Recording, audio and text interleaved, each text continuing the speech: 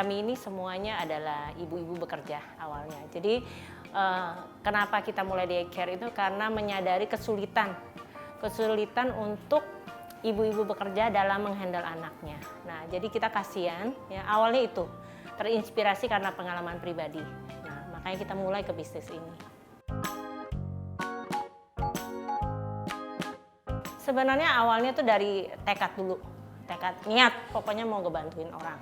Nah, dari situ kita pelan-pelan kita bikin bisnis plan. Kebetulan kami sebagian besar ex-banker.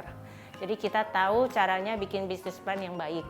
Nah, di situ kita hitung kalkulasi, ya investment berapa, kemudian cara operasionalnya seperti apa, kita develop SOP-nya, marketing plan, dan lain-lain. Biasanya kita dari ngobrol-ngobrol aja sudah kita tidak punya tes secara misalnya psikotes atau apa, enggak ya, karena basically semua anak itu berharga ya. Jadi semua anak itu kita pasti istilahnya selama tidak ada yang membahayakan anak-anak lain ya, pasti kita terima. Sebenarnya yang paling penting terutama kan kita ada kelas-kelas umur ya. Kalau untuk yang baby sudah pasti harus neni yang berpengalaman. Ada minimum mesti berapa tahun ya. Kemudian pasti akan diakses, dites dan didampingin ya. Kemudian itu yang paling penting karena bayi itu sangat rentan ya. Nah, kemudian kalau yang umurnya lebih besar ya, tetap kita juga ada in-house training ya, dan juga yang paling penting sebenarnya ujung-ujungnya itu adalah bukan cuma human skill. Human skill itu cuma satu part.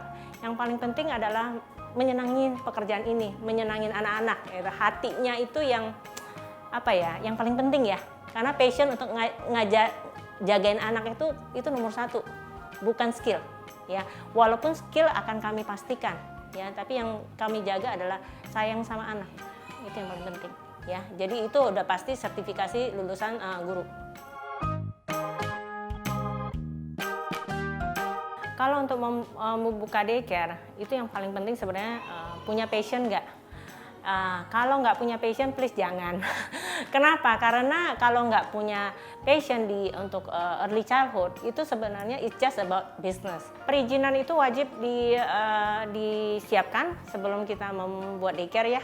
Itu izinnya dari PAUD ya. Saya rasa itu penting sekali supaya nanti ada ada yang memonitor lah istilahnya. Mungkin yang paling besar itu adalah rental salah satunya, kemudian SDM.